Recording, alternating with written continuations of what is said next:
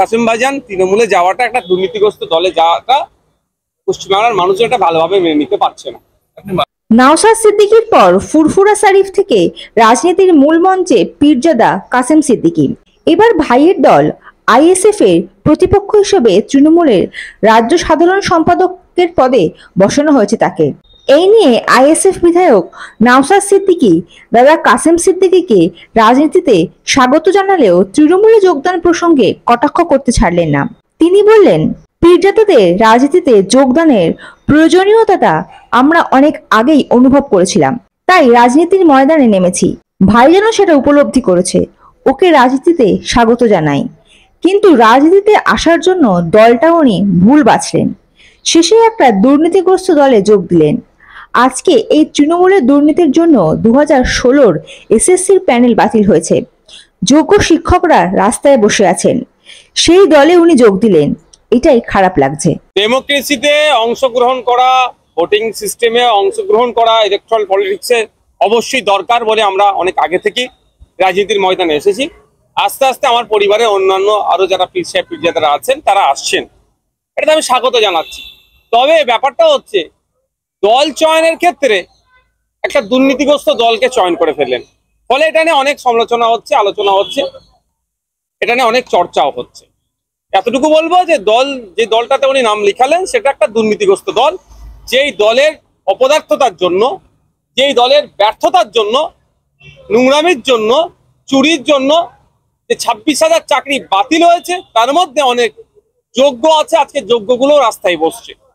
যেই দলের জন্যই আনিসকে খুন হতে হলো, যেই দলের সর্বোচ্চ নেত্রী বলেন যে ওয়াকাফ নিয়ে আন্দোলন করতে গেলে দিল্লিতে গিয়ে আন্দোলন করতে হবে, সেই রকম একটি দলের নাম লিখানোর জন্য উনি একটু সমালোচিত হচ্ছে।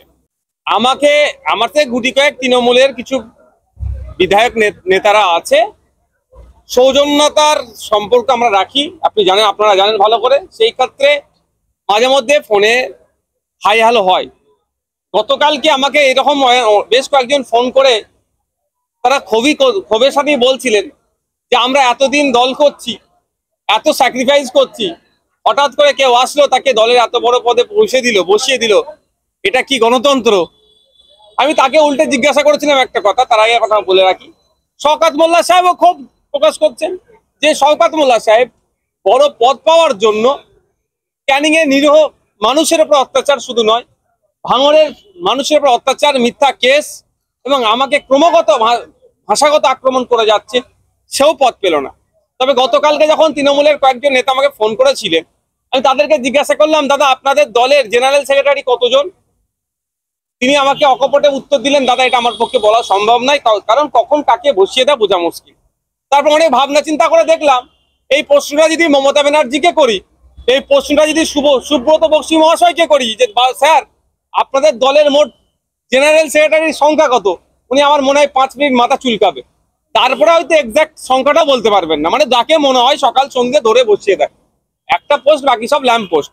শওকত মোল্লা সাহেবের এখন অস্থিরতা বাড়বে, কারণ যে কাসেম ভাই সাহেবের সম্পর্কে, ভাইজান সম্পর্কে শওকত মোল্লা এতদিন আক্রমণ করেছে, বাই ডিফল্ট ডেজিগনেশন অনুযায়ী কাসেম ভাইজান শওকত মোল্লার অনেক ওপরে বসছে, কাসেম ভাইজানকে এখন ভাইজান সম্বোধন করতে হবে, ফলে ওনার একটু ফাটবেই। তো পরিবারের মধ্যে আমাদের যে পারিবারিক সম্পর্ক সেটা যথেষ্ট ভালো আছে,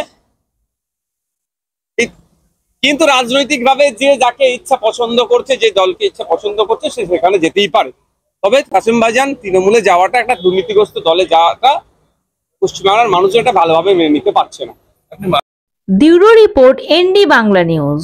সবার আগে সব খবর, সঠিক খবর পেতে ফেসবুক পেজটি ফলো করে এবং ইউটিউব চ্যানেলটি সাবস্ক্রাইব করে রাখুন আর শেয়ার করতে ভুলবেন না।